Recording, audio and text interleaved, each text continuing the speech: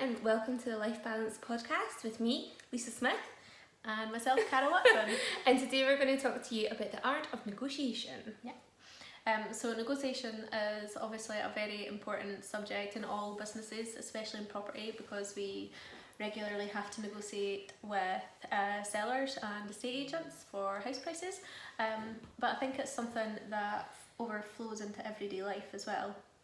Yes. Basically, well, you'll know from anyone that has children, you know, you're negotiating from when you get up in the morning, right? Yeah. Like, right, we're not going to have chocolate for breakfast, but we're going to have... She's only literally just started that because in our new house she can get into our food cupboard and came out with a box of Kinder thingies that my gran had bought her. I was like, no, not for breakfast. Not for breakfast. Yeah, not later. Obviously she has no idea, but yeah. Oh, maybe she does, I don't know. And I do the same with my dogs, you know, negotiate with them in terms of treats. Yeah, give them a shoe back When and you'll get a treat. To be fair, they are obviously completely different from children, and Well, you can train dogs. But I still have the treats on hand for a successful negotiation. But yeah, so if we apply this to business, and to your working day in general, so I suppose from the get-go you're negotiating on some level. And I think when you're in your business a lot yourself, you know, you're managing the day-to-day runnings of things, you negotiate with yourself as well in terms of time. Yeah, totally. So I negotiate a lot with myself. I have a devil inside my head, an inner demon. And I'm always arguing with myself. Like, right, okay, so I need to spend this amount of time on this task. Then I'm like, but if I do this, then, you know, and it is tiring. It is tiring. So there's a few areas that we're going to try and cover just now.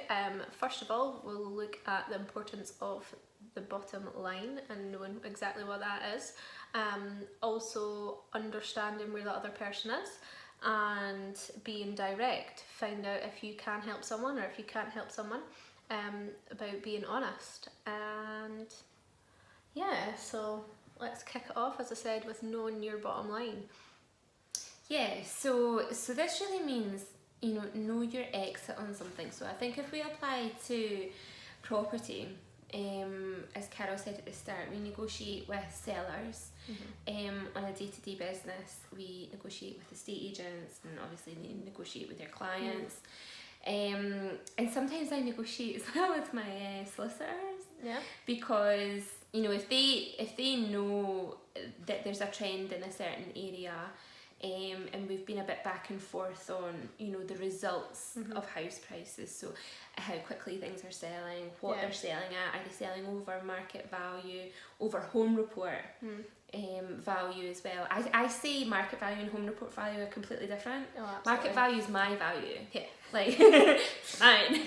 It's what I assess the property as. Home report value is something completely different. Because we're smiling at each other on the podcast. You can't see us smiling at each other, but we are, because home report values are in a league of their own.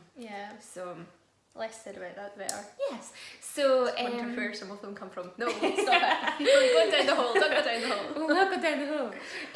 So knowing your bottom line. So how do you get to your bottom line? So based on doing my due diligence, I work out what the lowest, no, well, I say bottom line, I think it's actually my top line, but work out the most we've that had this conversation before. We call it bottom line, but it's not. Anyway, so the most that I'd be willing to pay for a property, and then also what I think's fair, because we're out to help people, we're not out to rob people blind. So what I think's fair, going and at the lower price, and obviously then you've got room to work up. Which is important that you don't go in at the higher price, because then you have nowhere to go. Which I thought, for fun, one time when I was buying my own house, actually, I would just go in. I didn't wanted to be taken seriously. Went in at the offer. It was the top of our budget. Couldn't go any higher. And they were like, "Yeah, if you could just make it a little bit higher." No, I actually can't. no. I would love to make it higher, but physically can't. But just stood my ground. And they said that they weren't accepting it. And then like 3 days later phoned back and then said they were considering it again and wanted to clarify some points. And then a couple of days later again came back and said that they would accept the offer through gritted teeth. But they didn't accept the offer. I was like, oh, I feel bad. But that was the most we could do. We loved the house. And they didn't have to. That's the thing. Always remember that the other person does not have to accept your offer. It's up to them. Exactly. Yeah. And you I can't be think, forced into anything. yeah, and I think when I was talking about that sort of inner demon earlier, it's more like you sometimes if you get an offer accepted straight off the bat, you think, ugh, that was too easy. Yeah, totally. and like I think because you're used to negotiating, sometimes you're like, oh, right, okay, because I mean there's been a few properties that we've paid the asking price. Yeah. You know, we've just went in straight away and had the contract signed the next day. Yeah. So Sometimes it's not a back and forth. yeah, exactly. And we're like, damn it, you know, Yeah. maybe could have got, but is it really worth it? Yeah. You know, you have to sort Yeah. of weigh it up. And in that scenario, that was for a refurb, and we were making a good profit out of it. So, you know, a few grand here and there, like, Change. yeah, just Yeah. give the seller it When you're first. talking like high level numbers. Yeah, it's sometimes you change. just want a smooth Yeah. process as well, and that seller in particular, that was a funny one. That was a family. There was 4 adults in the house. It was a 2-bed, and Cozy. and they were basically just they were going to rent a caravan and strange. You know, As you do. they were going to rent a caravan. Because a 2-bed house for 4 full-grown adults wasn't small enough. Let's move into a caravan. Let's move into a caravan. And the house was we literally walked through it in like single file. Yeah. Because there were so much stuff. Like there were like complete hoarders. Oh no, could you imagine that in a caravan? But the house was beautiful. Ended up quite beautiful actually. Well, obviously. Oh, Just of course. not quite. Yeah. Completely beautiful. Stunning. And it had so much potential that we were like, yeah, no bother. Yeah. Whatever you're wanting. Yeah. So, know your bottom line. Yeah. And in that sense, you need to know your exit. I mean, a lot of the properties that we look at, you know, we've talked about this before, that we look at it from a rental perspective as well. Yeah. Because you want to know that you've got a little bit in the property. You can stress test your rental figures, make sure everything's going to work if the market's going to fluctuate, and make sure that we're providing a good service for our investors, and that we're comfortable. Yeah, another thing that we do that kind of comes under this is if we're going in at a lower price in comparison to what some estate agents would maybe value a property at, although be careful, side note, some estate agents give you a high price just to get you in the door and then end up having to cut that price because your property will not sell at that price because that is not its actual value. So just be aware. Any property questions, we're both happy to help. But yeah, so if we go in at a lower price, it's important to explain it and to do it tactfully, because obviously everyone thinks their house is like the best place ever, but if you go into a house that's maybe covered in tobacco stains, has a rotten conservatory lean-to, I don't know what you'd want to call it, needs a new kitchen, needs a new bathroom, needs new carpets throughout, the floorboards are uneven, etc, etc, you and the person is not accepting that that's what the facts are. You need to be able to say it but nicely without offending their home, which is so hard. In that sense, you should always just stick to the facts. Don't be like, oh, I don't like the smell in here. Like, go on. Just say, you know, I can see that you've been a smoker in your house. It would obviously require a full redecoration. What did you say about the cladding? No, wooden conservatory thing was rotten, and apparently there was nothing wrong with it, but you could see the wood had actually rotted away, so it's just kind of pointing that out. The word and upgrade. doing it nicely. It's all about doing it tactfully, which can be difficult, but you just find a way. Yeah, and just remember that's someone's home. The same, I mean, you would apply that anywhere, I suppose. you know, not just in property. We'd apply that in a lot of places. I'm laughing because for some reason, this is why my mind wanders, right? Yeah. So I was thinking about a film, and this character walks into a clothes shop, and she's like, right, yeah, I'm going to buy that dress, and she's like, you're not a little bit too old for that? Ugh. Not tactful. Not tactful at all.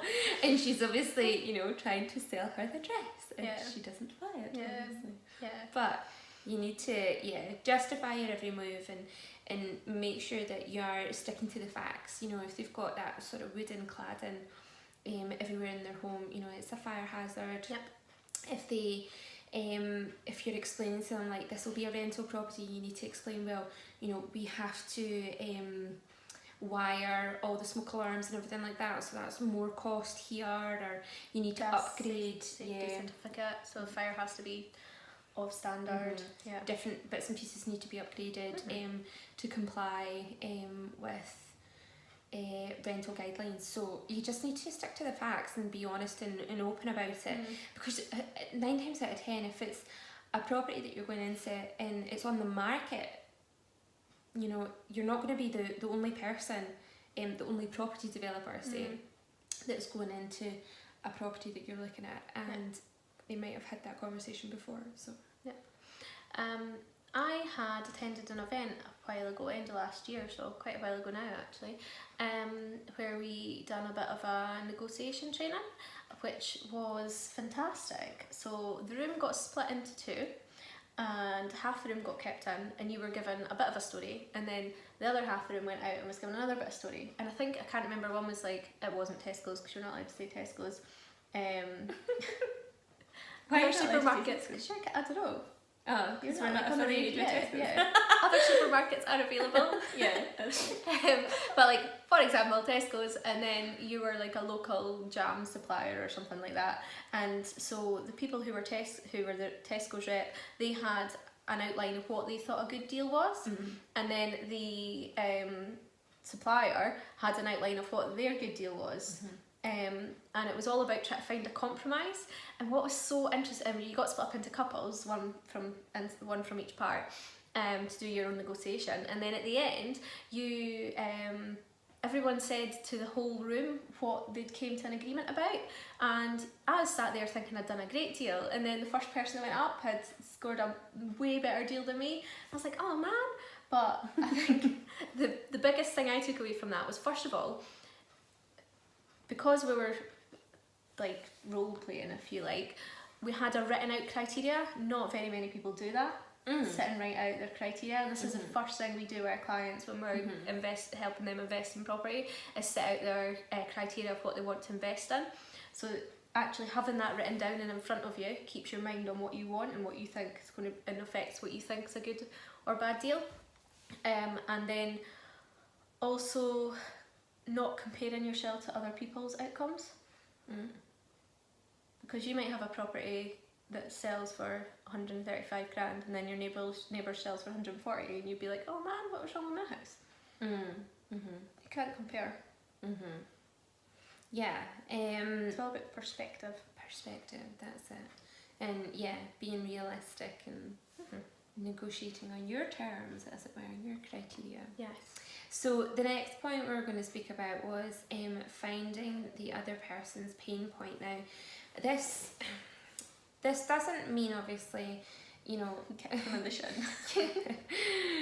like pointing out their flaws or anything like that. That's not what it is. What you're trying to be a seller of customer service, and by that I mean you need to provide your client with a high level of customer service in order to sell your negotiation, so to sell your number at the end, and to get a deal and to shake hands and get it signed and delivered. And you need to really make this as simple as possible. Bring it back to basics in terms of having a face-to-face conversation and finding out about them. So it's really stick to your is it Hawaii 5-0, the No idea. cop program, and they do really good interrogation techniques. I mean, interrogating, but from a It's friendly, gone from negotiation to interrogation. interrogating from a friendly perspective, because you really need to dig deep. But And you can't find do out. it like a Spanish Inquisition. You have to do it in a conversational manner. Exactly. And so in particular, again, sorry, we keep relating it back to property, but that's just because that's what we know. It is about finding what the other person's reasons, whether that is for investing in property or whether that is for selling the property. It is rarely what they tell you. Yeah. And the only way you find out is by, I think, building up a bit of a relationship, asking good questions, and going back and forth until you find out the real reason. And you do really need to dig deep, because if it is that painful and they're in a situation that they're really, really unhappy about, they'll have been lying to their friends and family about and themselves about how happy they are, what their situation is truly about. And it's going to take a while for you to peel back those layers and actually get to the point. And when you get it, you're like, that's the easiest negotiation you've made. Because you're speaking openly and honestly, you know what they want, you give it to them, that's it, done deal. Sell them the result. I have a non-property related example of this. So when I was on my placement in London, I was doing event sales for a conference company, and I was selling the sponsorship packages, and the selling methods that we used were, I can't remember the exact name of it, but it was all about finding out the person's real reasons for needing to invest in their marketing, whether that be, and obviously they're going to say, oh well, we've got this target, we need to hit this target, we need to get so many new accounts, or we need to generate so many leads, or whatever it is. But it was then making it personal to that person. So if you do hit this target by speaking at my conference or exhibiting or whatever it was, if you do hit this target, what does it mean for you? And it'd be like, oh well, I'd get a bit more recognition, if there's a potential promotion in it, I'd get my bonus, which would allow me to take my family on holiday, or whatever it was. So it's always just trying to find out the real reason behind something and making it personal, because at the end of the day, it might be a business to business transaction, but we are all human.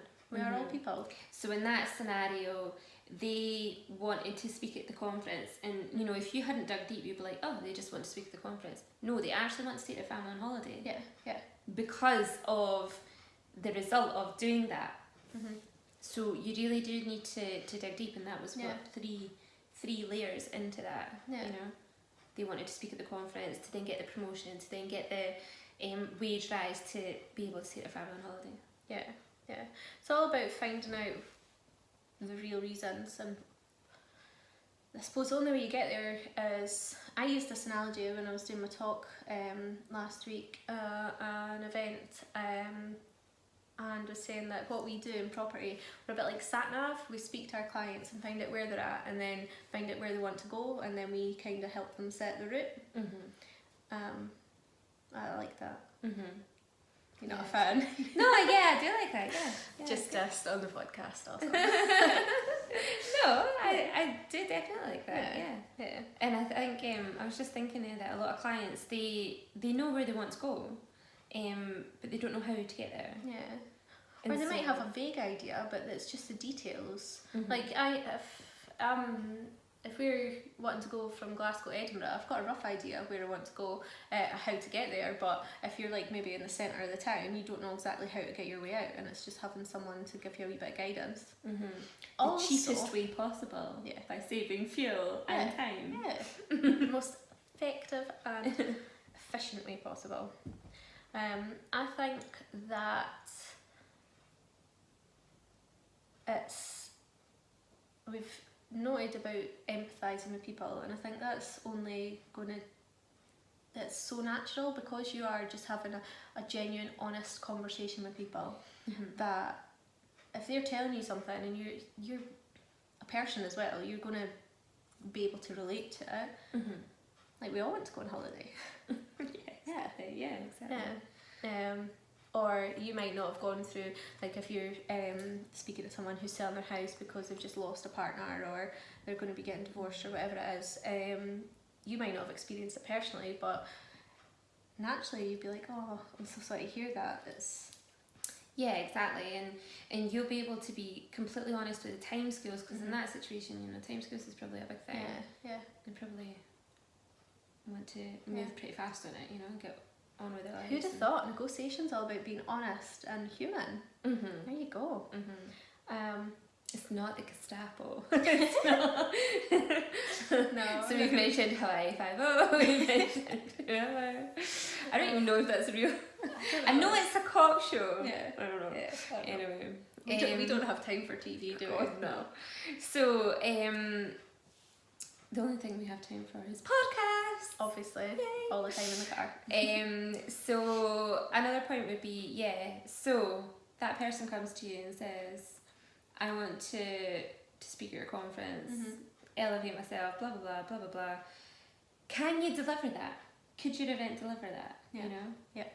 And that you have to be direct and honest in saying, well, yeah, I can deliver that. Yeah. Or, nope, I cannot. Yeah. But let me refer you to someone who can. Yeah. Like, don't leave that lead without anything. Yeah. A good example of what you just said about my work. So we done a lot of financial services events, some in banking, some in insurance. So if an insurance person wanted to speak at a banking event because they decided that was a good idea, you'd have to say, well, no, because it doesn't fit with the programme. Everyone's going to be like, what's this guy on about?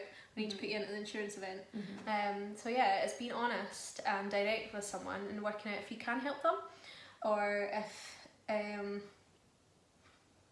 don't know, Sometimes it's rocking up to like a property networking event. Yeah. And there's a guy there selling bouncy castles. Yeah. You know what I mean? Yeah, exactly. I don't know where that came from. Bouncy castle, but not the right time or place. Yeah. I know. Yeah. And I think if you can't help someone, so I don't know about you, but a lot of the sellers, or quite a few people who I speak with, had bought at the peak of 08, just before the crash. So they paid a lot of money for something that is only, I would say only just now starting to come back to that value. So it's been a long wait for these poor people. But sometimes you can't help them. Sometimes their mortgage is going to be more than you can pay for the property, and the only way for them to sell it is to do it on the open market in the hope that they get someone that's going to pay over the odds for it, which doesn't always happen. There is many people who having to take a bit of a cut. Yeah, walk away. a bit of a hit on it. Or the other option is to hold it and rent it out, as long as you can get enough money out, I suppose. If it's or try and raise funds and add value to it. You know, like if you can add a bedroom, say, then you're going to add value and offset that loss. It's just try to be clever if possible, but there is situations where you can't save them all. No. You can't be everyone's saviour. I was going to say, you're going to say the line. Yeah. Can't be everyone's saviour. Saviour. Yeah. And it's, I suppose, be honest with them, like, this is what I can do. I don't know if that's, from what we've said, that's not acceptable, so I understand. However, this is what we can do because of X, Y and Z. Because we need to spend this much on doing the property, because blah, blah, blah, whatever it is. But yeah, just being honest. Again, comes back to honesty. Yeah. I did not think that was where this chat was going to go. If I'm being honest with you. If I'm being honest with you, and I think in that sense, it's always good, when I was saying like don't leave a lead without anywhere to go. Like I mean, like a person, like a seller of a property, without another option. Like you should be referring them to someone else. But you know, if you could do something that doesn't put them in, I always go by don't put them in a worse situation than they are. You know, so don't go offering them like, I don't know, 50 grand when they've got a mortgage of 60 or whatever. Exactly. Like, it's just not going to work at all. Mhm. Like, don't say, oh yeah, I'll refer you to an auction house that yeah, they're only getting people that are coming in and they're wanting like 30 grand for a 60 grand property. Like, They'd be you better, need to, they'd be better with you know, either us, who we could find, you know, an investor who wants to keep the property and rent it out.